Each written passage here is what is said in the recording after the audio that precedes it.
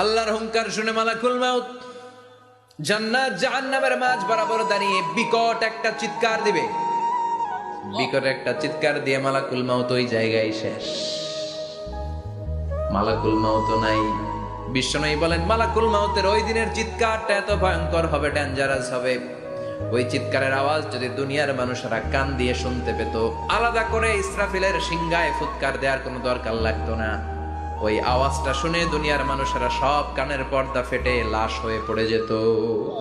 আল্লাহ দুনিয়ার ডেকে বলবেন, ও পৃথিবী, ইয়া আরদু আইনা আশজারুকে, তোর বড় বড় গাছ কই?